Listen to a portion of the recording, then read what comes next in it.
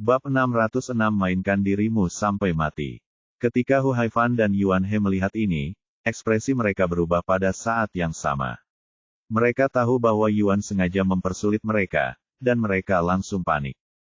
Terutama Yuan He, wajahnya pucat saat ini, dan keringat dingin menetes di dahinya. Bagaimanapun, Yuan ditangkap oleh orang idiotnya. Jika Komite Nasional menyelidiki dan meminta pertanggungjawabannya, dia pasti akan menanggung bebannya. Dengan cara ini, ketika Hu Haifan turun tahta, belakangan, promosi menjadi sutradara benar-benar teduh. Tuan Yuan, saya minta maaf lagi kepada Anda. Semua orang di bawah ini yang bertindak ceroboh dan menabrak Anda. Anda tidak ingat kesalahan penjahat, jadi luangkan saja mereka kali ini. Jangan khawatir, saya akan menghukum Anda dengan parah jika kamu berbalik. Mereka.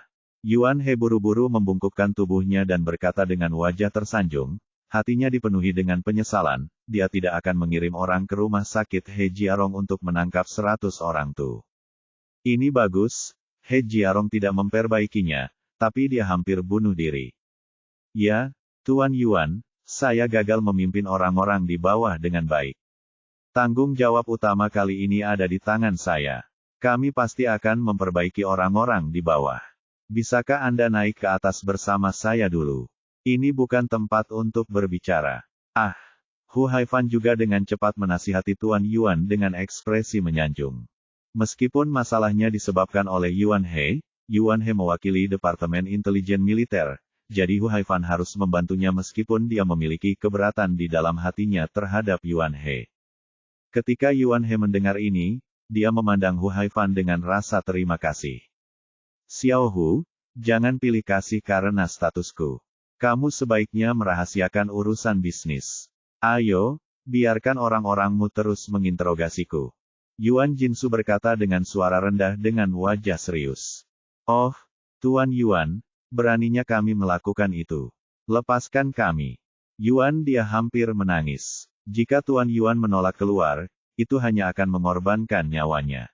Yuan Jinsu mengabaikannya sama sekali, menoleh ke Chu Fan yang sedang duduk di tanah dan menjadi pucat karena ketakutan dan berteriak, Mayor, mengapa Anda masih duduk di sini? Mengapa Anda tidak pergi dan menginterogasi Xiao He? Karena Anda telah ditangkap dia, bagaimana kita bisa melakukan ini tanpa menemukan sesuatu? Pergi. Ironi dalam nada suaranya terlihat jelas. Karena orang-orang ini dapat menangkap Lin Yu tanpa bukti apapun, mereka juga dapat menangkapnya tanpa bukti apapun. Tuduhan tidak berdasar di kepala Lin Yu. Chu Fan sangat ketakutan hingga dia gemetar hebat dan membuka mulutnya, hampir menangis. Ketika Yuan He mendengar apa yang dikatakan Tuan Yuan, ekspresinya tiba-tiba berubah. Baru kemudian dia menyadari bahwa Tuan Yuan sepertinya memiliki hubungan yang tidak biasa dengan He Jiarong ini. Dia bereaksi dengan cepat, memutar matanya, dan berkata dengan marah kepada Chu Fan, apakah kamu tidak mendengar apa yang dikatakan Tuan Yuan? Mengapa kamu masih berdiri di sana? Mengapa kamu tidak pergi dan segera melepaskan Tuan He? Ah, oke. Chu Fan setuju berulang kali sambil bangkit dari tanah dengan panik. Xiao Yuan, apa yang kamu lakukan? Kamu berhasil menangkap orang ini dengan begitu mudah. Mengapa kamu ingin melepaskannya? Kenapa? Kamu hanya memanfaatkan rakyat jelata. Yuan Jinsu berteriak pada Yuan Helen dengan sedikit kesal. Dia berteriak, sudah kubilang, jika kamu tidak memberiku penjelasan yang masuk akal hari ini, aku tidak akan pernah pergi. Yuan dia hampir berlutut ketika mendengar ini, ingin menangis tetapi tanpa air mata, dia ingin untuk bunuh diri. Jika masalah ini menjadi masalah besar dan orang-orang besar di Komite Nasional dan Komisi Militer mengetahuinya, maka dia akan tamat sepenuhnya. Yuan He melirik Hu Haifan seolah meminta bantuan, matanya penuh permohonan. Hu Haifan mengerutkan kening dengan wajah cemberut, berpikir sejenak, dan buru-buru melambai ke Yuan He, memberi isyarat kepada Yuan He untuk keluar. Hu tua, kamu harus menyelamatkanku kali ini. Yuan He meraih tangan Hu Haifan, dengan air mata berlinang di matanya. Dia menghilangkan sikap arogan karena tidak menganggap serius Hu Haifan sebelumnya, dan berbicara dengan tulus. Yuan tua, aku tidak memberitahumu, apa yang kamu lakukan. Tidak bisakah kamu memberitahuku sebelumnya? Ini bagus, bukankah ini jebakan besar? Hu Haifan mengambil kesempatan itu. Dia juga memarahi Yuan He dengan keras. Ya, ini semua salahku, ini salahku. Tolong bantu aku menemukan solusi. Yuan He berkata dengan suara yang sangat mendesak, tugas yang paling mendesak adalah menemukan cara untuk mengundang Tuan Yuan keluar. Jika tidak, militer kita Departemen Intelijen juga akan terlibat. Hu Tua, tolong bantu saya. Bahkan saat ini, Yuan He tidak lupa melibatkan Hu Haifan. Hu Haifan berkata dengan sungguh-sungguh, mengapa kamu tidak mengundang kekasih Tuan Yuan untuk datang? Kamu gila. Ekspresi Yuan He berubah drastis, dia meraih tangan Hu Haifan dan berkata dengan mendesak, kalau begitu, kamu mungkin juga baiklah, bunuh saja aku. Dia tahu bahwa karena Dewan Negara baru saja menelepon Hu Haifan dan mengatakan bahwa Yuan diundang oleh Badan Intelijen Militer, dia mungkin tidak mengetahui kebenarannya, atau sengaja mencoba menyelamatkan menghadap Badan Intelijen Militer, atau keduanya.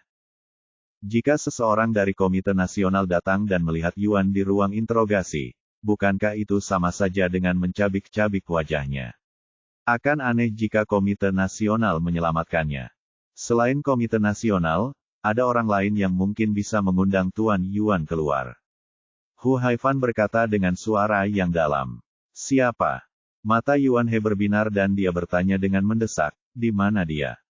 Aku akan pergi dan mengundangnya segera. Petik 2. Dia di Departemen Intelijen Militer kita. Tangan penuh arti. Yuan He bereaksi tajam, ekspresinya langsung berubah, dan dia buru-buru berkata, kamu, maksudmu He Jiarong. Ya, kamu bisa tahu dari kata-kata Tuan Yuan bahwa hubungan antara He Jiarong dan Tuan Yuan tidak biasa. Dia seharusnya bisa mengundang Tuan Yuan keluar. Hu Haifan mengangguk dan berkata, namun, Anda mengirim seseorang untuk menangkap He Jiarong. Tidak pasti apakah dia bersedia membantu Anda. Ekspresi Yuan He tidak mau berubah, dan dia tiba-tiba merasa sedih. Dia berkata, ragu-ragu sejenak, dan berkata dengan tergesa-gesa, Hu Tua, tolong bujuk Tuan Yuan lagi untukku, aku akan pergi dan meminta He Jiarong sekarang. Segera setelah dia selesai berbicara, dia buru-buru berjalan menuju ruang interogasi tempat Lin Yu berada. Melihat punggung Yuan He, Hu Haifan tidak bisa menahan senyum liciknya, dan menggelengkan kepalanya tanpa daya. Dia sudah tahu lebih baik sekarang, jadi mengapa dia melakukannya? Yuan He bergegas ke ruang interogasi tempat Lin Yu berada. Setelah mencapai pintu, dia buru-buru berhenti, menarik napas dalam-dalam, dengan cepat menyesuaikan emosinya, dan kemudian menunjukkan senyuman sok benar di wajahnya sebelum membuka pintu dan masuk. Haha, Tuan He, maaf membuatmu menunggu begitu lama. Begitu Yuan He memasuki pintu, dia memasang tampang yang sangat hormat, yang benar-benar berbeda dari tampang arogan saat dia menginterogasi Lin Yu baru saja. Lin Yu terkejut. Ini adalah pertama kalinya dia melihat Yuan He, yang melihat ke atas kepalanya, dengan sikap yang begitu rendah hati. Bahkan terakhir kali Yuan He meminta Lin Yu untuk menyelamatkan keponakannya, dia tidak pernah menunjukkan sikap hormat seperti itu. Direktur Yuan, kamu salah minum obat. Lin Yu memandang Yuan He dengan curiga. Dia tidak tahu mengapa sikap Yuan He berubah begitu cepat. Bahkan jika Yuan He melihat nenek Yuan, itu tidak perlu untuk memperlakukannya. Kamu harusnya sangat hormat. Lagi pula, tidak ada nepotisme antara kamu dan nenek Yuan. Dia tidak harus memperlakukannya seperti ini sama sekali. Petik 2. Petik 2. Yuan dia terdiam sesaat. Yuan He dengan cepat menyesuaikan suasana hatinya, memasang tampang menyanjung dan berkata sambil tersenyum, Tuan He, mengapa kamu masih marah padaku? Ini semua salah paham, salah paham. Saat dia mengatakan ini, dia buru-buru masuk dan mengambil kertas di atas meja. Dia secara pribadi berjongkok dan membantu Lin Yu membuka belenggu di kakinya. Lin Yu merasa sedikit terkejut saat melihat ini. Dia sepertinya melihat bahwa Yuan He meminta bantuan darinya. Dia tidak bisa menahan diri untuk tidak berkata sambil tersenyum menggoda, terima kasih, Direktur Yuan, untuk membiarkan Wakil Direktur Tinggi Kantor Intelijen Militer membukakan pintu untukku secara langsung. Aku masih punya wajah. Seberapa besar? Kenapa? Kamu tidak akan menginterogasiku. Yuan He membuka kunci Lin Yu secara pribadi sangat tidak senang, dia tidak berani menunjukkan ketidakpuasan apapun dan berkata sambil tersenyum, sudah kubilang salah. Paham, itu semua salah paham, Jia Rong, kamu tidak boleh sama dengan paman Yuanmu. Kebencian Yu, dia berinisiatif untuk menjalin hubungan dengan Lin Yu. Tidak, Direktur Yuan, sebaiknya Anda membicarakan sesuatu. Saya tidak tahan dengan Anda seperti ini. Mengapa Anda begitu mengomel bahkan setelah Anda keluar? Saya tidak berani memiliki paman seperti Anda yang bisa melawan Anda, lebih cepat daripada membalik-balik buku. Lin Yu He dengan cepat melambaikan tangannya ke arahnya dan mengambil kesempatan untuk dengan sinis mengatakan sesuatu kepada Yuan He. Petik 2. Petik 2. Yuan dia. Yuan He dimarahi oleh seorang bocah nakal, dan giginya gatal karena kebencian. Dia benar-benar ingin membunuh Lin Yu, tapi dia memiliki sesuatu untuk diminta dari Lin Yu, jadi dia hanya bisa menahan amarah di dalam hatinya, tersenyum, dan memohon, keluarga Rong, aku benar-benar ingin menanyakan sesuatu padamu. Selama kamu melakukan ini untukku, aku akan mengirim Bai Rentu kembali kepadamu tanpa cedera. Apakah kamu mengancamku? Yuan He. Sekilas, dia sepertinya mendengar sesuatu yang aneh dalam nada bicara Yuan He. Dia segera mendengus dan berkata dengan ringan, Direktur Yuan, Anda terlalu banyak berpikir. Saya tidak tahu Bai Rentu Su. Itu hanya tugas dokter untuk menyelamatkan orang, bagaimana kamu ingin menghadapinya? Tolong.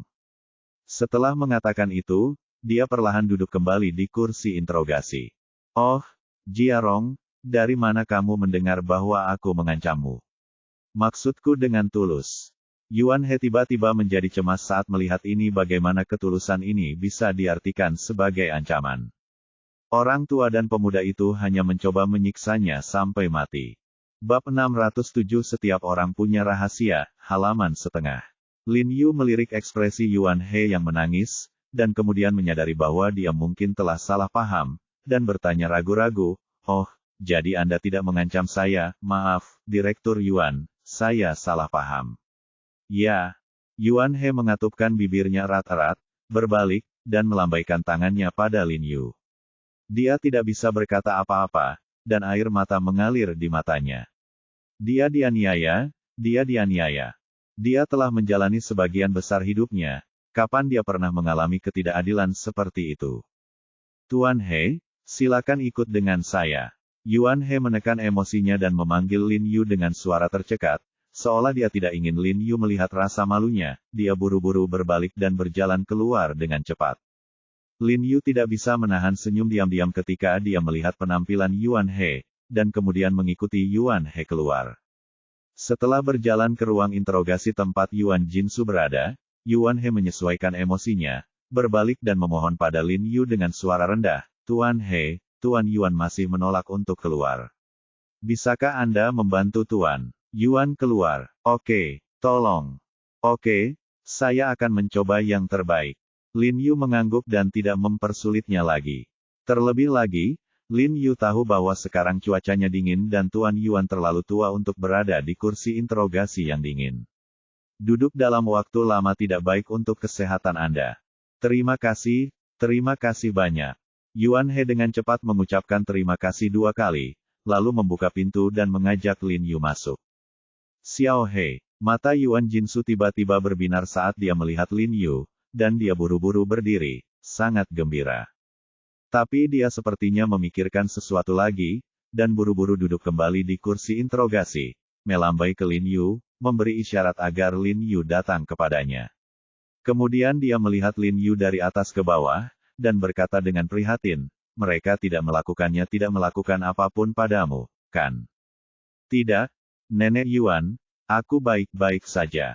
Lin Yu tersenyum pada Yuan Jinsu dan berkata, Nenek Yuan, mereka baru saja menyelidiki dan menemukan bahwa masalah ini tidak ada hubungannya dengan aku, jadi aku baik-baik saja, ayo pergi.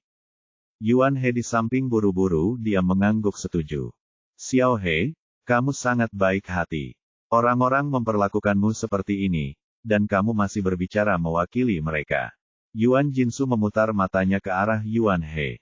Bagaimana dia bisa mengubah keadaan dalam waktu sesingkat itu waktu? Setelah mengetahuinya, Yuan He lah yang ditunjuk untuk memohon pada Lin Yu.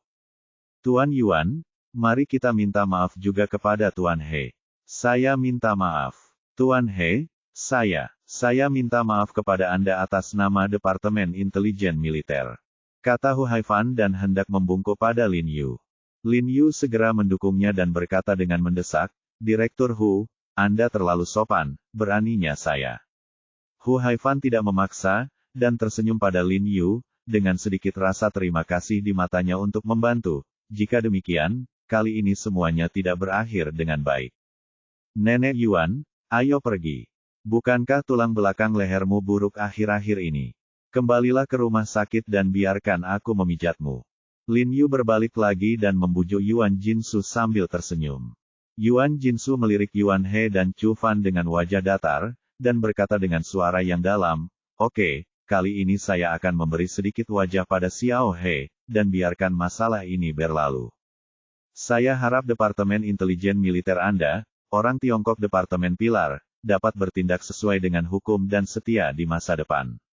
Lakukan tugas Anda, berikan contoh, dan ingatlah bahwa Anda melayani rakyat, bukan menggunakan hak yang diberikan oleh rakyat untuk memamerkan kekuatan Anda kepada rakyat, orang-orang. Ya, itulah yang diajarkan Tuan Yuan kepada Anda. Dia mengangguk berulang kali, tiba-tiba merasa lega saat melihat Tuan Yuan akhirnya bersedia pergi. Kemudian Lin Yu buru-buru membantu Yuan Jinsu keluar, dan Hu Haifan buru-buru memerintahkan seseorang untuk mengatur mobil. Sebelum masuk ke dalam mobil, Yuan He buru-buru memanggil Lin Yu, dan berkata dengan nada agak bersyukur, Tuan He, terima kasih banyak kali ini. Jangan khawatir, saya telah memberitahu orang-orang yang menjaga 100 orang Tu di rumah sakit umum daerah militer untuk mengungsi. Masalah ini jangan dimasukkan ke dalam hati, anggap saja tidak terjadi apa-apa, oke.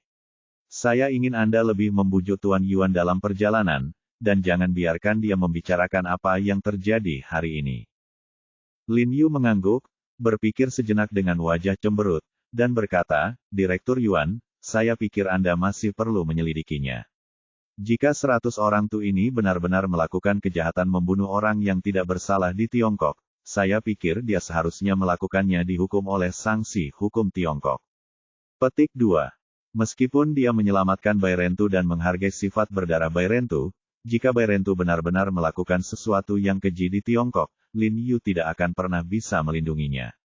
Yuan He sedikit terkejut. Melihat nada suara Lin Yu tidak terdengar seperti ujian, dia mengangguk dan berkata, Oke, saya akan membiarkan orang-orang di bawah memeriksanya. Dan Hu Haifan memperhatikan mereka keluar. Yuan tua, anggap ini sebagai peringatan. Hu Haifan berbalik dan menepuk bahu Yuan He, mengatakan sesuatu yang berarti, lalu masuk dengan tangan di belakang punggungnya. Yuan He tidak berkata apa-apa dengan wajah cemberut, melihat ke arah di mana Lin Yu dan yang lainnya pergi, diam-diam melamun. Direktur, He Jiarong ini benar-benar beracun. Chu Fan, yang berdiri di samping, menutupi wajahnya yang bengkak, menghampiri dan berkata kepada Yuan He, dia tahu identitas wanita tua ini pada saat itu, tapi dia sengaja tidak melakukannya, jangan beritahu kami. Sebelum dia selesai berbicara, Yuan He terbang dengan kaki besarnya dan menendangnya ke tanah. Pergilah ke neraka, dasar sampah tak berguna. Yuan He mengumpat dengan marah, lalu berbalik dan berjalan cepat menuju rumah. Nenek Yuan, kali ini terima kasih banyak. Lin Yu berkata kepada Yuan Jinsu dengan penuh rasa terima kasih di jalan. Sejujurnya, jika Yuan Jinsu tidak pergi bersamanya kali ini, dia mungkin tidak akan bisa keluar untuk sementara waktu. Oke, Jiarong, kenapa kamu begitu sopan kepada nenek? Yuan Jinsu tersenyum dan menepuk tangan Lin Yu, dan berkata sambil tersenyum, di masa depan, jika kamu mengalami kesulitan, beritahu nenek saja, jika nenek tidak bisa, tangani saja, dan kakekmu. Dia sering mendengarku berbicara tentangmu, dan dia selalu memintaku untuk mengundangmu ke rumahku untuk makan malam. Dia bilang dia ingin mengenalmu, dan omong-omong, dia ingin mengatakannya terima kasih secara langsung, terima kasih telah menyelamatkan hidupku. Petik 2. Nenek Yuan, jika kamu tidak setuju, jangan bahas masalah ini. Lin Yu tersenyum padanya. Dia tidak bisa menahan rasa tersanjung mengetahui bahwa kekasih nenek Yuan ingin mengenalnya, tapi dia tahu betul bahwa seorang sahabat itu seperti seorang sahabat. Mengetahui arti kalimat harimau, mengetahui peluang besar seperti ini, lebih baik dia menjauh untuk sementara waktu. Setelah kembali ke rumah sakit, Yuan Jinsu mengetahui bahwa Lin Yu akan mengunjungi Bai Rentu di rumah sakit, jadi dia tidak membiarkan Lin Yu membantunya memijat, dan langsung meminta sopir untuk menjemputnya. Lin Yu mengambil beberapa suap makanan dan membawa Bu Cheng dan Li Zhensheng ke rumah sakit. Karena status Bai Rentu yang cukup istimewa, maka orang-orang dari Departemen Intelijen Militer secara khusus menempatkannya di ruangan tersendiri. Setelah Lin Yu dan yang lainnya tiba, Bai Rentu masih koma. Lin Yu segera mengeluarkan jarum perak dan menempelkannya lagi pada Bai Rentu untuk menghilangkan racun aneh dari lukanya. Tuan, haruskah kita membawanya kembali ke rumah sakit? Li Zhensheng bertanya dengan rasa ingin tahu. Biarkan dia tinggal di sini. Kondisi di sini lebih baik, dan ada perawat yang merawatnya. Ini akan menyelamatkanmu dari masalah. Lin Yu menggelengkan kepalanya dengan lembut. Lalu bagaimana jika dia melarikan diri lagi? Li Zhensheng bertanya dengan cemberut. Memikirkan apa yang terjadi di pagi hari, dia masih khawatir tentang pembantaian 100 orang dan melarikan diri secara diam-diam. Lari saja, dia tidak ada hubungannya dengan kita. Kata Bu Cheng dengan nada yang sangat dingin. Petik 2 petik 2. Li Zhensheng. Bab 607 Setiap orang punya rahasia, halaman 2/2. Tidak, saat dia bangun, aku akan membujuknya. Lin Yu menyipitkan mata ke arah Bai Rentu di tempat tidur, dan pikirannya melayang kembali ke kejadian ketika Bai Rentu mulai berkelahi dengan orang lain tadi malam, dan bergumam, lagi pula, aku masih punya banyak hal-hal yang ingin aku tanyakan padanya. Mengenai apa yang ingin dia tanyakan secara spesifik pada Bai Rentu, Lin Yu tidak mengatakannya. Matanya tiba-tiba menjadi sangat dalam, dan dia membalikkan telepon di tangannya, sepertinya sedang memikirkan sesuatu. Tuan, dia sudah bangun. Saat ini, Li Zhensheng tiba-tiba berteriak kegirangan. Dia melihat Bai Rentu di ranjang rumah sakit mencoba membuka matanya. Lin Yu segera mendongak dan melihat bahwa Bai Rentu memang perlahan membuka matanya. Saat dia membuka matanya, cahaya dingin tiba-tiba muncul di matanya yang sedikit lelah, dan dia memutar matanya dengan tajam dan melihat sekeliling akan bangkit. Lin Yu tahu bahwa ini adalah penyakit akibat kerja yang mematikan, jadi dia segera mendorong Bai Rentu kembali ke tempat tidur dan berkata kepadanya, kami berada di rumah sakit sekarang. Tidak ada bahaya, kamu tidak perlu gugup. Sekilas Bai Rentu mengenali Lin Yu, kemudian dia berbaring lagi dan mencoba menggunakan kekuatannya, tetapi ternyata dia tidak memiliki kekuatan sama sekali di langit-langit, dan berkata kepada Lin Yu dengan lemah, aku mengatakannya pagi ini, aku berhutang nyawa padamu. Kamu dapat mengambilnya kembali kapan saja kamu membutuhkannya.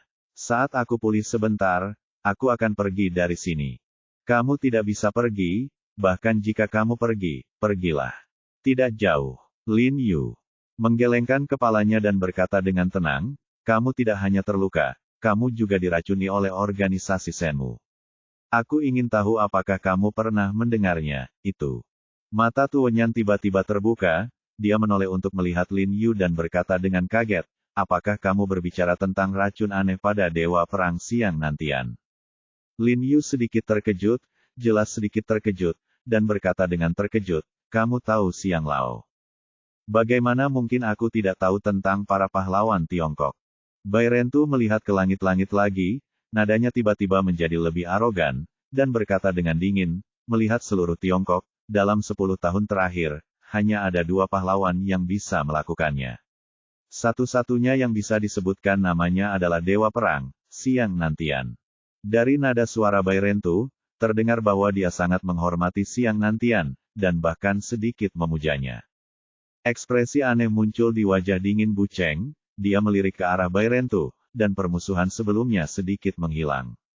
Sayang sekali, Tuhan iri dengan bakat. Bai Rentu menghela nafas dengan sedikit penyesalan, lalu menoleh ke Lin Yu dan bertanya dengan suara yang dalam, berapa banyak waktu yang tersisa?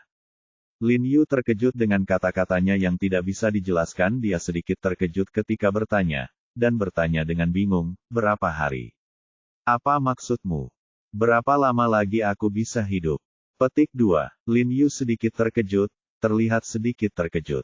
Dia mengira pembunuh seperti Bai Rentu sudah lama mengesampingkan hidup dan mati. Lin Yu tersenyum dan berkata kepadanya dengan jujur, meskipun kamu terluka parah, kamu tidak akan mati.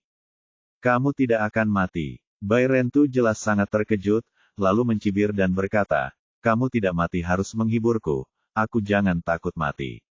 Kamu hanya perlu memberitahuku dengan jujur berapa lama kamu bisa hidup, sehingga aku bisa mengurus urusanku.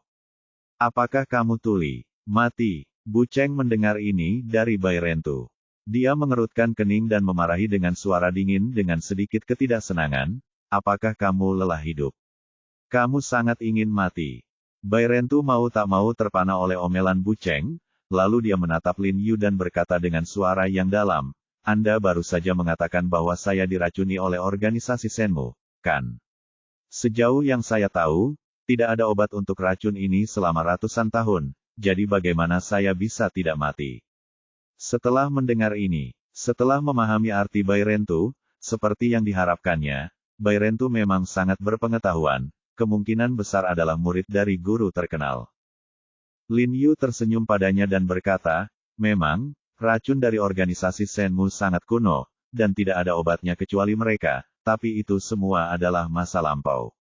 Sekarang racun ini telah menyentuhku, jadi tidak ada obat untuk racun ini. Maksudmu, kamu bisa menyembuhkan racun ini? Bai Rentu tiba-tiba membuka matanya karena terkejut, terlihat sangat tidak percaya.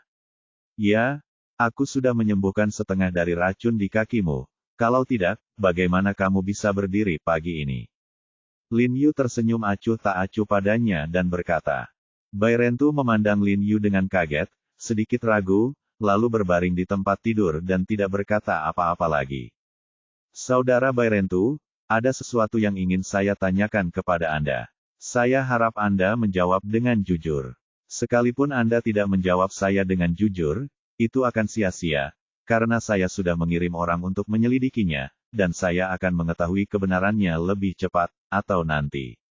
Lin Yu berkata dengan ringan. Ratusan orang Congketu bertanya. Jika ada yang ingin kau tanyakan, aku, Bai Rentu, tidak akan menjawab atau menjawab, dan aku tidak akan pernah berbohong. Bai Rentu berkata dengan suara yang dalam, dan kamu menyelamatkan hidupku. Tidak peduli apakah aku mau jawab pertanyaan ini atau tidak, aku akan menjawabmu. Petik 2. Oke, bersenang-senanglah.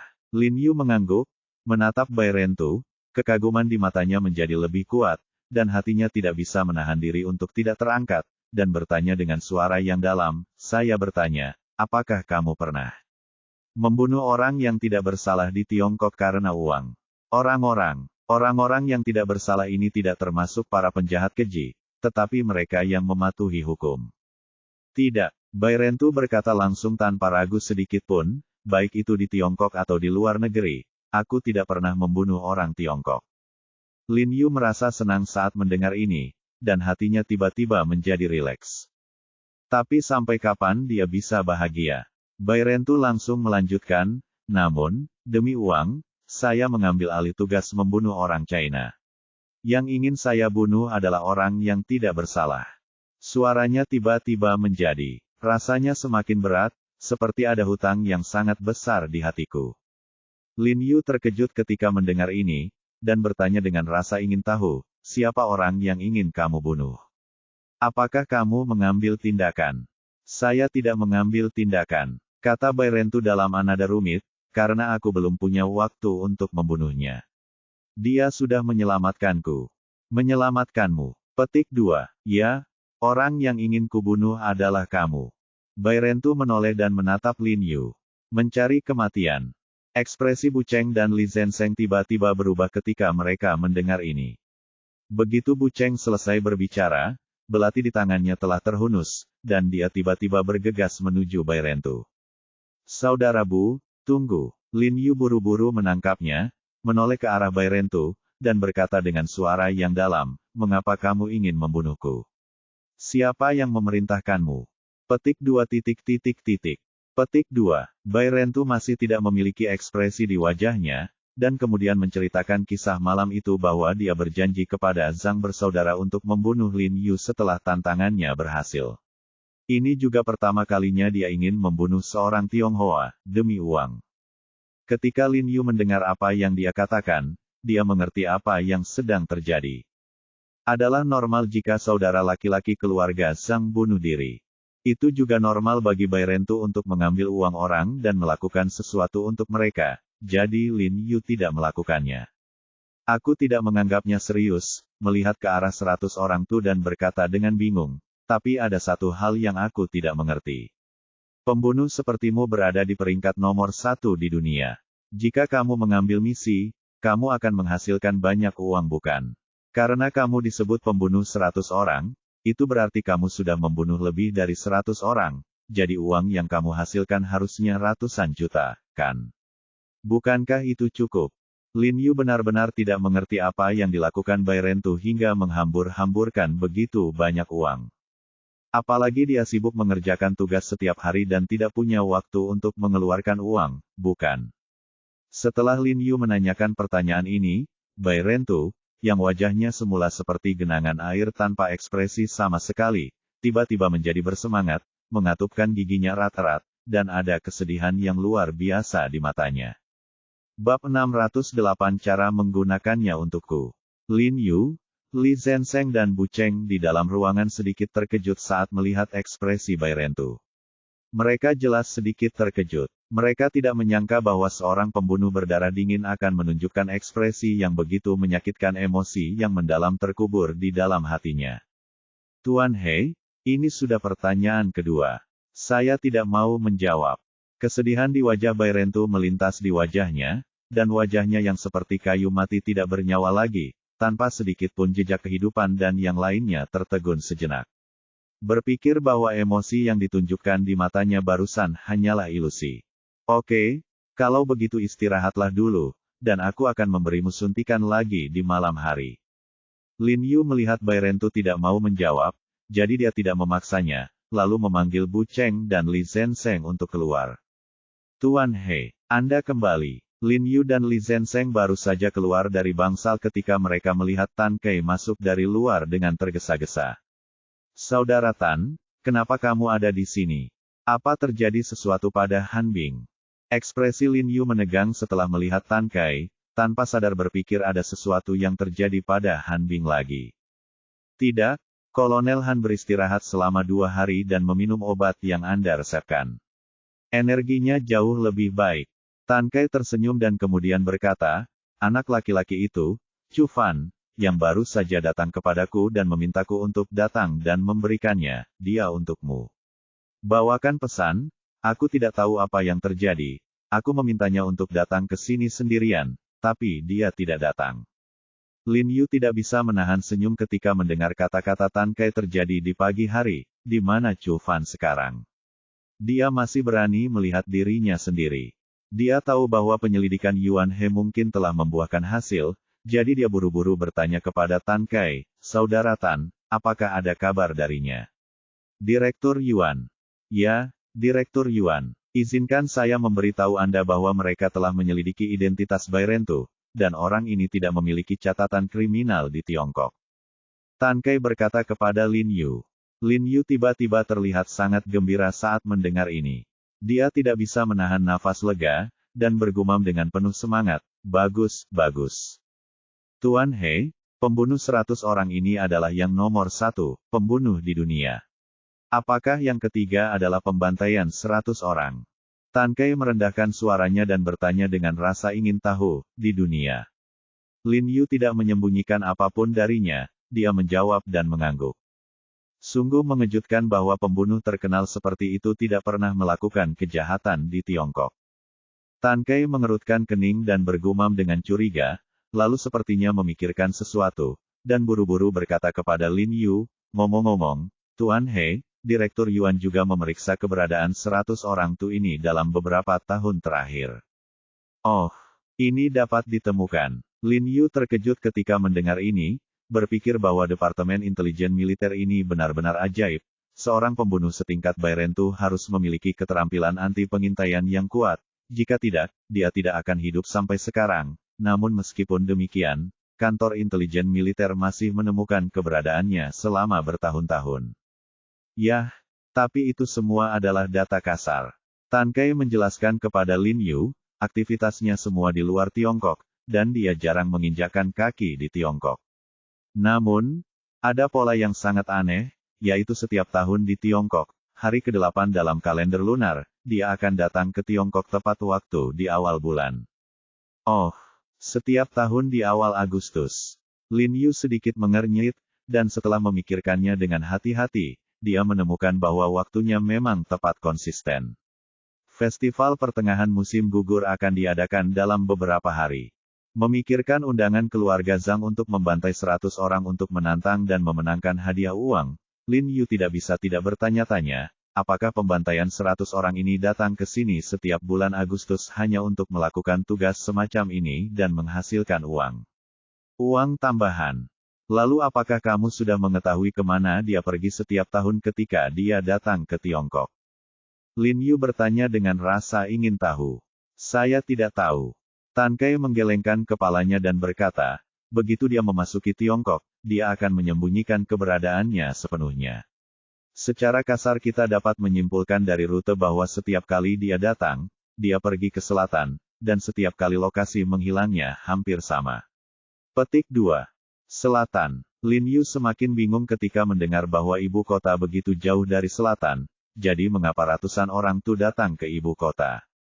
Kali ini, Tuan He, Chu Fan memintaku untuk memberitahumu, dan aku sudah memberitahumu kata demi kata. Tidak apa-apa, jadi aku akan kembali dulu. Tan Kai tersenyum dan berkata, tolong suruh aku pergi. Oke, Lin Yu tahu apa yang dimaksud Tan Kai, jadi dia segera mengangguk setuju dan mengikuti Tan Kai keluar. Setelah meninggalkan pintu gedung bangsal, Tan Kai tidak melihat siapapun di sekitarnya dan bertanya dengan suara rendah, Tuan He, apa kabar? Pernahkah Anda melihat mawar itu? Apakah ada petunjuknya? Tidak memberitahu siapapun tentang ini, kan? Lin Yu tidak buru-buru menjawabnya dan bertanya dengan suara yang dalam. Tidak, sama sekali tidak. Tan Kai buru-buru menggelengkan kepalanya dan menghela nafas, beraninya aku mengatakannya kepada dunia luar. Sekarang Departemen Intelijen Militer jelas terbagi menjadi dua faksi. Jika aku mengatakannya, mereka mungkin akan datang dan tanya aku. Petik 2. Apa maksudmu dengan membagi menjadi dua faksi? Lin Yu mengerutkan kening, agak bingung. Aduh. Tan Kai tidak bisa menahan diri untuk tidak menggelengkan kepalanya dan menghela nafas, lalu melihat sekeliling dengan hati-hati lagi, dan berbisik kepada Lin Yu, Tuan He, kamu tidak tahu, Direktur Hu akan mundur, selanjutnya waktu Direktur Departemen secara alami akan datang dari Wakil Direktur Yuan dan Wakil Direktur Sui.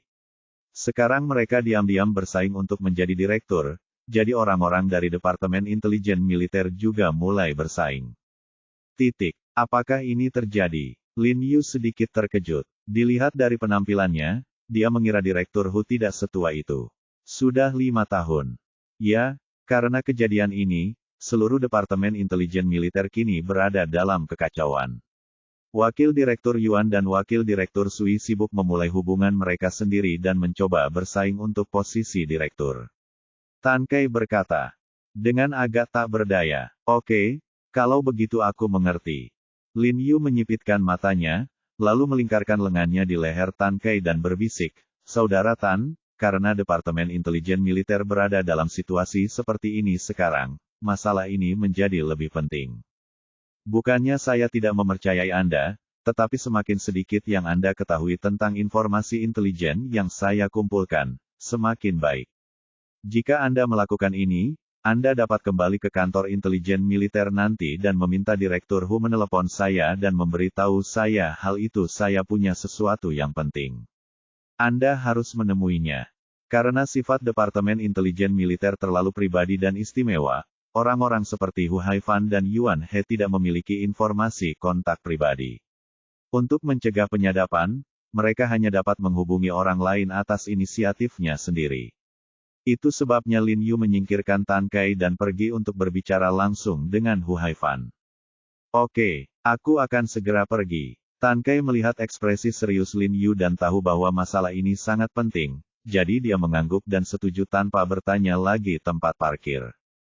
Lin Yu melihat ke belakang Tan Kai dan tidak bisa menahan menggelengkan kepalanya dan menghela nafas, hatinya penuh dengan emosi.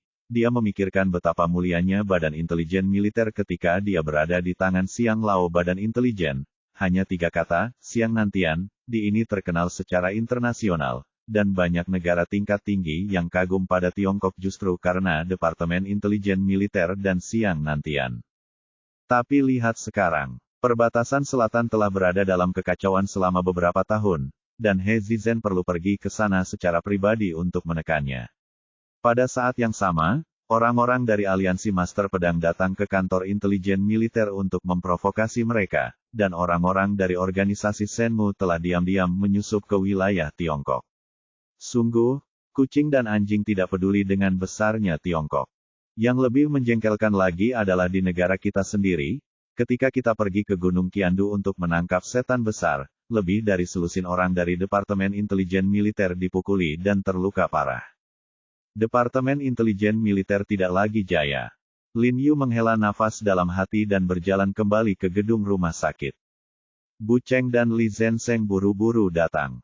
Li Zhensheng bertanya dengan rasa ingin tahu, "Tuan, Anda tahu bahwa 100 orang Tu ini tidak memiliki catatan kriminal di Tiongkok.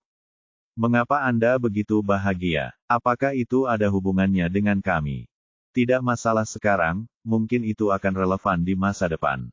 Lin Yu tersenyum licik pada Li Zhensheng dan berkata, "Saudara Li, kamu juga tahu keterampilan 100 manusia Tu ini bantu kami, bagaimana menurut Anda?"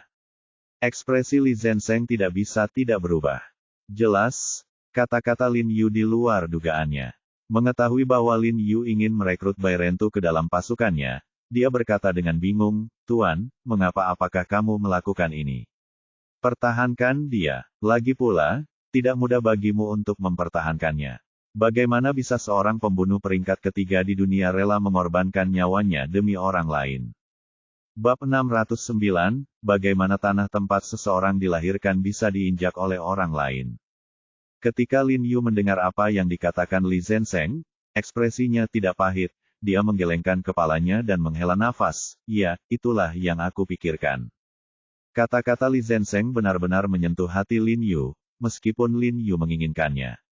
Dia meminta Bai Rentu untuk tinggal dan membantunya, tapi dia tidak punya cara yang baik untuk meyakinkan Bai Rentu untuk tinggal dan membantunya. Bagaimanapun, Bai Rentu adalah pembunuh tanpa emosi, yang legendaris. Orang yang tidak memiliki emosi seperti ini seringkali adalah orang yang paling tergerak. Sama seperti 100 orang Tu saat ini, Lin Yu menyelamatkan nyawanya. Namun pada akhirnya, 100 orang Tu tetap tidak berterima kasih dan bersikeras untuk pergi. Meskipun dia berhutang nyawa pada Lin Yu, dia hanya akan membayarnya kembali kepada Lin Yu ketika waktunya tiba. Oleh karena itu, orang-orang seperti itu tidak dapat dipengaruhi. Lin Yu mengerutkan kening dan melirik Bu Cheng, yang memiliki wajah dingin. Tiba-tiba matanya berbinar dan dia buru-buru berkata, "Saudara Bu, tolong beri saya ide. Kalian berdua adalah orang yang sama, berdarah dingin dan tanpa emosi, jadi kamu harusnya paling tahu psikologinya. Apa yang bisa kamu lakukan untuk mempertahankannya?" Petik 2. Petik 2 Petik 2. Bu Cheng mengangkat alisnya dan menatap Lin Yu dengan ekspresi aneh, merasa tidak bisa berkata-kata. "Tuan, saya punya ide. Bukankah 100 orang Tu ini menyukai uang? Gunakan saja uang untuk menjaganya." Li Zhensheng berkata dengan tergesa-gesa.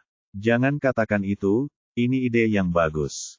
Lin Yu mengerutkan kening dan berpikir dengan hati-hati, mengingat kesedihan di mata Bai Rentu ketika dia memberikan uang tadi. Dia tidak bisa membantu tetapi menjadi sedikit bingung, dan berkata, "Tetapi saya belajar dari apa yang baru saja dia katakan." Dilihat dari ekspresinya, sepertinya orang ini bukanlah tipe orang yang sangat menyukai uang. Dia sepertinya menghasilkan uang untuk suatu tujuan yang sulit diketahui oleh orang luar. Faktanya, mudah untuk mengatakan bahwa seseorang tidak tertarik pada uang. Beberapa orang hanya perlu menyebutkannya. Uang akan mengungkapkan keserakahan. Meskipun Bai Litu menyukai uang, ketika dia menyebut uang, dia sepertinya memikirkan hal lain, yaitu membuatnya merasa sangat sedih. Saya juga bisa merasakan bahwa dia tidak terlalu mencintai uang. Jika seseorang bahkan tidak peduli dengan hidup dan mati, bagaimana dia bisa peduli dengan uang? Saat ini, Bu Cheng, yang disebut Lin Yu, tanpa emosi, berdiri. Dia menggema dengan suara dingin. Lin Yu dan Li Zhensheng mengangguk setuju. Tuan, mengapa Anda harus menjaganya? Bukankah cukup bagi saya untuk melindungi Anda? Bu Cheng menoleh ke Lin Yu dan berkata dengan ragu, mengira dia telah melakukan kesalahan. Ya, Tuan, bukankah saudara-saudara melakukan pekerjaan dengan baik? Saya akan melatih Da Jun dan Qin Lang nanti. Li Zhensheng juga berkata dengan tergesa-gesa. Dua saudara laki-laki telah salah paham.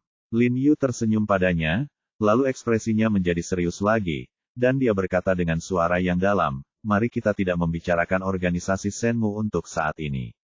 Mari kita bicara tentang perjalanan Departemen Intelijen Militer ke Qiandu Gunung untuk menangkap orang kali ini. Sungguh ironis bahwa setengah dari selusin atau 20 orang di kedua tim terluka parah. Meskipun saudara-saudara melakukan yang terbaik, bukankah ini menunjukkan bahwa anggota Departemen Intelijen Militer lemah dalam pertempuran? Petik 2. Benar, Bu Cheng menjawab dengan suara yang dalam, jika tuanku ada di sini, Departemen Intelijen Militer tidak akan pernah mengalami penghinaan seperti itu. Jadi saya hanya berpikir, jika suatu hari kita menghadapi iblis besar ini, lalu apa yang harus kita lakukan? Lin Yu berkata dengan cemas, bagaimana jika kita tidak bisa menghentikannya bersama-sama? Petik 2. Jadi, Tuan, Anda ingin mencari dua ahli seni mistik lagi untuk berkumpul bersama. Di sisi saya. Li Zhensheng langsung mengerti apa yang dimaksud Lin Yu. Faktanya, Lin Yu benar. Tidak peduli seberapa kuat dia dan Qin Lang, mereka hanyalah prajurit biasa kesenjangan yang besar.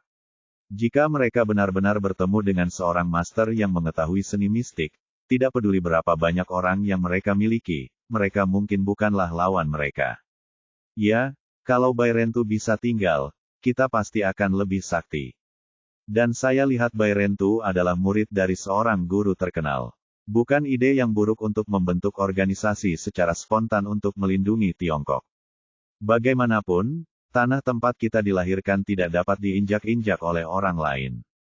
Lin Yu menjadi semakin bersemangat saat dia berbicara, dan hanya memberitahu Bu Cheng dan Li Zhensheng semuanya, pikiran batinnya. Setelah mengalami surga bawah tanah kali ini, dan mengetahui bahwa organisasi Shenmue telah merambah begitu dalam ke Tiongkok, Lin Yu tidak bisa menahan perasaan krisis yang sangat besar di hatinya. Dia ingin membawa misteri ini di antara orang-orang ke dalam negeri. Para ahli seni bela diri telah berkumpul, dan pada saat-saat kritis mereka dapat bekerja sama untuk melindungi negara mereka, dan memberikan pencegahan terhadap Xiao Dongyang atau organisasi luar negeri lainnya yang mendambakan Tiongkok. Beritahu mereka bahwa orang Tiongkok tidak mudah diintimidasi. Ketika Bu Cheng dan Li Zhensheng mendengar Lin Yu secara singkat menyebutkan organisasi Shenmue, ekspresi mereka tiba-tiba membeku dan mereka mengangguk, sepertinya setuju dengan pendekatan Lin Yu. Tuan, saya merasa jika hal ini dilakukan, Anda akan setara dengan mendirikan kantor intelijen militer, sipil. Li Zhensheng tertawa dan berkata, itu bagus sekali. Kami sendiri yang akan menjadi pemimpinnya. Saya sangat marah pada para pejabat itu. Lin Yu menggelengkan kepalanya tak berdaya dan berkata sambil tersenyum, Saudara Li, tolong kecilkan suaramu. Kamu bahkan belum mengucapkan sepatah kata pun. Sekarang tidak ada satu orang pun yang tersisa di Bai Rentu, dan berbicara tentang pendirian kantor intelijen militer sipil. Lin Yu tahu bahwa masalah ini tidak bisa terburu-buru dan perlu dilakukan selangkah demi selangkah. Yang terpenting saat ini adalah bagaimana membuat Bai Rentu tetap tinggal dan membantunya dengan sukarela. Setelah banyak pertimbangan, Lin Yu, Bu Cheng, dan Li Zhensheng memutuskan bahwa uang adalah satu-satunya solusi. Pada akhirnya, Lin Yu memutuskan untuk menggunakan uang tersebut untuk menyimpan 100 orang tu organisasi Shenmue. Jadi dia tidak kekurangan uang. Setelah Bai Rentu selesai makan di malam hari, Lin Yu memberikan suntikan lagi pada Bai Rentu. Wajah Bai Rentu menjadi lebih cerah dan kekuatannya juga pulih dengan cepat. Bai Rentu menggerakkan lengan dan bahunya, dan bertanya pada Lin Yu tanpa ekspresi, berapa lama saya harus pulih? Mungkin perlu waktu seminggu lagi. Lin Yu secara khusus memperpanjang periode tersebut menjadi 1 minggu agar aman. Bukankah pagi ini kamu sudah memberitahuku bahwa itu hanya akan memakan waktu beberapa hari? Mata Bai Rentu berkilat penuh semangat, namun tetap tidak ada ekspresi di wajahnya menjadi lebih cepat. Lin Yu berbalik dan menatapnya dengan mata menyipit, dan berkata dengan tenang, mengapa kamu begitu ingin pergi dari sini? Apakah kamu akan melakukan sesuatu? Kamu dapat memberitahuku dan aku akan mencari seseorang untuk melakukannya kamu.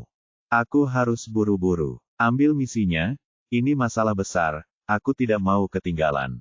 Kata Bai Rentu dengan suara yang dalam. Jadi kamu di sini hanya untuk mencari uang.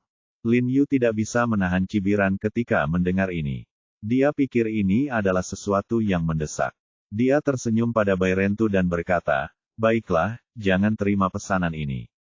Bagaimana banyak? Aku akan memberikannya padamu. Kamu mendapat uang 2 kali lipat. Pandangan dingin muncul di mata Bai Rentu, dan dia berkata dengan ringan, aku tidak menginginkan uangmu. Aku bisa mendapatkannya sendiri.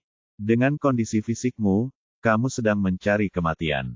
Lin Yu menggelengkan kepalanya. Dia berkata dengan tenang, lagi pula, aku tidak memberimu uang secara gratis.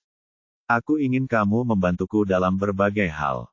Sesuatu. Kamu ingin aku membunuh orang untukmu. Bai Rentu berkata dengan suara yang dalam. Kalau perlu memang perlu, tapi tugas utamamu di hari kerja adalah melindungiku. Pada dasarnya kamu tidak perlu melakukan apa-apa. Ini jauh lebih aman daripada keluar untuk menjalankan tugas. Jika ada yang membutuhkan bantuanmu, kamu bisa maju. Lin Yu tersenyum dan berkata, biasanya, saya akan memberi Anda 200 juta setiap tahun. Jika ada misi tambahan, saya akan memberi Anda tambahan 20 juta untuk setiap misi. Jika Anda perlu membunuh seseorang di dalam tengah, aku akan membunuh orang lain.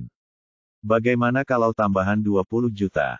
Lin Yu akhirnya merasakan perasaan menjadi kaya dan berkuasa, menyewa pengawal 200 juta kapan saja. Tidak, Bai Rentu menggelengkan kepalanya dan menolak tanpa berpikir, 200 juta masih belum cukup. Petik 2 tanda seru. Lin Yu terkejut, dan segera membuka matanya, dia merasa bahwa 100 orang ini terlalu banyak bicara. Mungkin hanya ada satu pengawal dengan gaji tahunan 200 juta di dunia. Kalau begitu katakan padaku, berapa banyak uang yang kamu inginkan? Lin Yu berkata dengan wajah penuh keterkejutan, apa yang akan kamu lakukan setiap tahun, menghabiskan begitu banyak uang? Menggunakan uang kertas sebagai makanan. Anda tidak bisa menghabiskan begitu banyak uang setiap tahun. Kamu tidak perlu khawatir tentang hal itu. Aku hanya berharap kamu dapat menyembuhkanku secepat mungkin, sama seperti aku berhutang budi padamu lagi.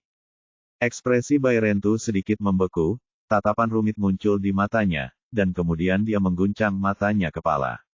Apakah kamu menemui sesuatu yang sulit? Kamu harus mengeluarkan banyak uang setiap tahun. Lin Yu tiba-tiba sepertinya menebak sesuatu, dan dia langsung penasaran, dan bertanya dengan suara yang dalam, katakan, mungkin aku bisa membantumu. Bab 610, Keinginan akan Keuntungan. Mata Bai Rentu meredup, namun masih belum ada ekspresi di wajahnya. Dia menggelengkan kepalanya dengan lembut dan berkata dengan tenang, ini urusanku sendiri dan tidak ada hubungannya denganmu. Petik 2 tanda tanya. Mereka memaksa apakah kamu membayar? Lin Yu bertanya ragu-ragu dengan cemberut, tetapi setelah bertanya, dia menggelengkan kepalanya sebagai penyangkalan. Bagaimana dia bisa mau dikendalikan oleh orang lain jika dia tidak takut membunuh 100 orang? Berhenti bertanya, kata Bai Rentu dengan suara dingin, lalu tanpa sadar memasukkan tangannya ke dalam saku bajunya. Mata Lin Yu tiba-tiba berbinar setelah menyadari gerakan halusnya. Dia sepertinya memikirkan sesuatu dalam sekejap, dan berkata dengan cemas, aku tahu, itu karena gadis kecil ini, kan? Yu teringat, kancing foto itu terjatuh dari saku Bai Rentu. Sekarang setelah dia menyebutkan masalah ini, Bai Rentu tanpa sadar memasukkan tangannya ke dalam sakunya, jadi masalah ini mungkin ada hubungannya dengan gadis kecil ini.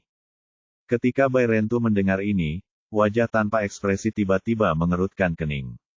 Dia tiba-tiba mengangkat kepalanya dan menatap Lin Yu, dengan cahaya dingin di matanya, dan berkata dengan suara yang dalam, "Bagaimana kamu tahu?" "Terlalu khawatir. Foto di sakumu jatuh pagi ini." Lin Yu berkata kepadanya dengan jujur, "Aku baru saja melihatnya dan memasukkannya kembali ke sakumu." Gadis kecil itu sangat cantik.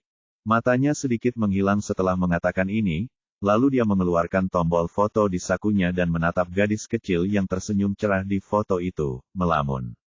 Ada kelembutan yang tak ada habisnya di matanya tanpa disadari, tapi pada saat yang sama, ada rasa sedih. Lin Yu sedikit terkejut saat melihat penampilannya, dan kemudian tiba-tiba mengerti segalanya. Tampaknya tebakannya benar. Gadis kecil di foto itu masih hidup, dan dia harus mengeluarkan banyak uang setiap tahun. Itu sebabnya Bairentu melakukan begitu banyak tugas setiap tahun untuk menghasilkan uang. Hal ini juga yang menjadi alasan mengapa Bairentu yang tidak takut mati menunjukkan keengganan di matanya setelah ia mengira dirinya sudah putus asa. Itu juga yang menjadi alasan mengapa Bairentu merasakan kesedihan di matanya ketika mendengar Lin Yu menyebutkan uang tersebut ingin itu juga gadis kecil ini. "Jika tebakanku benar, dia pasti putrimu, kan?" Lin Yu bertanya dengan lembut. Meski dari segi usia, Bairentu hanya 17 atau 18 tahun lebih tua dari gadis kecil ini, tapi selain putrinya, Lin Yu sungguh tidak dapat memikirkan identitas lain yang cocok, dan tidak mengherankan jika seseorang seperti Bairentu memiliki anak pada usia 17 atau 18 tahun. Tidak, Bairentu menggelengkan kepalanya dengan lembut. Bahkan ketika dia berbicara, ada rasa sayang yang mendalam padanya, yang menunjukkan bahwa dia memiliki rasa sayang yang dalam terhadap gadis kecil ini. "Kalau begitu kamu adalah..." Lin Yu curiga, berpikir bahwa dengan jarak yang begitu besar antara kedua orang itu, tidak mungkin mereka bisa menjadi sepasang kekasih. Dia merasa Bairentu bukanlah orang yang tidak berperasaan. "Dia adalah keponakan kecilku, cucu kandung majikanku." Bairentu berkata dengan lembut dari ekspresinya bahwa meskipun ini bukan keponakan kandungnya, dia jelas menggendong gadis kecil itu lebih jelas daripada keponakan kandungnya, keponakan. "Masih peduli. Dia adalah satu-satunya kerabat yang ditinggalkan tuanku di dunia ini. Tuanku memintaku untuk melindunginya sebelum dia meninggal, tapi..."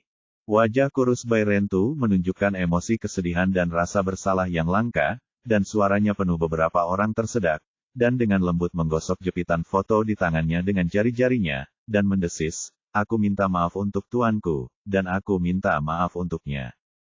Lin Yu tidak bisa, tapi dia menghela nafas pelan saat melihat sisi tulus Bairentu. Dia menarik napas dan berkata dengan lembut, "Di mana dia sekarang? Apa yang terjadi padanya? Jika aku bisa membantumu, aku akan melakukan yang terbaik." Petik 2 tanda seru petik 2. Bairentu menggelengkan kepalanya dengan lembut dan berkata dengan lembut, "Putian sekarang, satu-satunya yang bisa menyelamatkannya adalah Sekte Suanyi." Petik 2. Suanyi Men. Mata Lin Yu tiba-tiba membelalak ketika mendengar ini, dan dia sangat terkejut. Dia benar-benar tidak menyangka bahwa Bairentu akan ada hubungannya dengan Sekte Suanyi. "Sekte pengobatan misterius yang kamu bicarakan adalah Sekte pengobatan misterius Senhanhai." Lin Yu bertanya dengan sabar, "Apakah itu berarti keponakan kecilmu sakit?" Petik 2. Bairentu mengangguk sedikit sebagai jawaban. Ketika Lin Yu melihat bahwa dia telah setuju, dia langsung tersenyum penuh arti. Dia pikir itu masalah besar, tetapi ternyata dia sakit. Baginya, hal yang paling tidak dia takuti adalah sakit. "Lalu kamu datang ke China hanya untuk mencari dokter misterius itu?" Lin Yu berkata sambil tersenyum, "Sebenarnya, jika kamu mau, kamu bisa membawa keponakan kecilmu ke sini, dan aku bisa membantunya memeriksanya.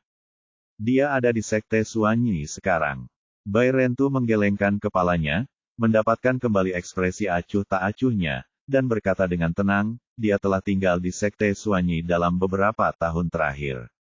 Jika bukan karena Sekte Suanyi, dia pasti sudah lama meninggal." Ya. Saat dia berbicara, sedikit rasa terima kasih muncul di matanya, bersyukur bahwa Sekte Suanyi dapat membantunya menyelamatkan nyawa keponakan kecilnya. Kalau begitu kamu bekerja keras untuk menghasilkan uang hanya untuk diberikan kepada Sekte Suanyi. Lin Yu mengerutkan kening dan bertanya dengan curiga, penyakit apa yang membutuhkan begitu banyak uang? Dia diam-diam berpikir dalam hatinya, 200 juta setahun tidaklah cukup. Apapun penyakitnya, sekte pengobatan gaib ini sangat jahat. Awalnya saya harus memberi mereka 300 juta setahun, lalu saya harus memberi mereka 500 juta setahun. Bai Rentu berkata dengan suara yang dalam, jadi, saya tidak bisa tinggal di sini lebih lama lagi. Saya harap Anda dapat menyembuhkanku secepatnya. Aku pasti akan membalas budimu. Petik 2. 500 juta setahun. Lin Yu tidak bisa menahan diri untuk tidak menghirup udara dingin dalam-dalam. Sekte Suanyi ini benar-benar meminum darah manusia. Ketika Lin Yu merawat Li Qianjuo dari keluarga Li, keluarga terbesar di Beijing, dia hanya mengumpulkan 1 miliar, dan dia menyelamatkan Li Qianjue sepenuhnya. Dan sekarang, biaya pengobatan untuk sekte pengobatan gaib ini saja mencapai 500 juta untuk 1 tahun. Itu sungguh serakah dan tidak masuk akal. Itu benar-benar menghina kata, obat. Sudah berapa tahun kamu menjalani perawatan? Lin Yu bertanya dengan suara yang dalam. 5 tahun. Jawab Bai Rentu. Sudah 5 tahun dan masih belum sembuh. Pernahkah kamu berpikir untuk pergi ke tempat lain untuk menunjukkannya? Lin Yu tidak bisa berkata-kata. 100 orang tu ini benar-benar bodoh yang lain selama 5 tahun. Lin Yu mengetahui tingkat Sekte Suanyi dengan sangat baik, dan tahu bahwa Sekte Suanyi juga tidak dapat menyembuhkannya. Jika bisa, ia akan mampu menyembuhkan seseorang dalam waktu kurang dari setengah tahun. Sekte Suanyi tidak dapat menyembuhkan seseorang dalam 5 tahun. Oleh karena itu, Sekte Suanyi sengaja mencoba mengelabui Bai Rentu agar menghasilkan uang untuk mereka. Namun, hal ini tidak bisa disalahkan atas pembantaian ratusan orang. Siapapun yang tidak tahu apa-apa tentang pengobatan dapat dengan mudah tertipu. Hanya obat dari sekte pengobatan misterius yang dapat membantu keponakan kecilku bertahan hidup. Kata Bai Rentu dengan suara yang dalam. Kalau begitu ayo kita lakukan ini. Bawalah keponakan kecilmu kepadaku dan aku akan membantunya merawatnya. Lin Yu membusungkan dadanya dan berkata dengan bangga. Karena Sekte Suanyi dapat membantu gadis kecil itu bertahan hidup, dia secara alami yakin bahwa dia bisa sembuhkan gadis kecil itu. Kamu, Bai Rentu menatap Lin Yu, dengan sedikit ketidakpercayaan di matanya. Dia menggelengkan kepalanya dan berkata dengan lembut, lupakan. Meskipun Lin Yu bisa membantunya mendetoksifikasi organisasi pohon suci, itu tidak berarti bahwa Lin Yu dapat menyembuhkan penyakit keponakan kecilnya. Selain itu, jika dia pergi menjemput keponakan kecilnya dan membuat marah Sekte Suanyi, dan Lin Yu membalikkan keponakannya, semuanya akan berakhir. Jadi dia tidak bisa mengambil resiko. Apa maksudmu? Apakah menurutmu suami kita lebih rendah dari Sekte Suanyi? Pada saat ini, Li Zenseng dari luar tiba-tiba masuk dan bertanya pada Bai Rentu dengan marah. Dia baru saja berjaga di luar pintu, dan pintunya terbuka sedikit, jadi dia mendengar semuanya dengan jelas. Ketika dia melihat Bai Rentu berani menanyai suaminya, dia tidak bisa menahan diri untuk tidak bergegas masuk dan berkata kepada Bai Rentu, kamu ketahuilah, beberapa waktu lalu, orang-orang dari Sekte Suanyi datang untuk merawat luka-luka orang-orang dari Departemen Intelijen Militer, tetapi ada yang tidak beres, dan itu adalah saya. Puntung yang diseka suami kami, harta karun di pintu mereka, katak Estianshan, dimenangkan oleh suami kami. Ketika Bai Rentu mendengar ini, dia tiba-tiba mengangkat kepalanya dan menatap Lin Yu, bekas luka di wajahnya sedikit melonjak, dan matanya berkaca-kaca. Melihat Lin Yu dengan heran, dia berkata dengan heran, apakah kamu yang memenangkan harta karun Sekte Suanyi? Katak Estianshan. Tidak buruk. Lin Yu tersenyum dengan tenang, menegakkan tubuh, dan ada sedikit rasa bangga di wajahnya.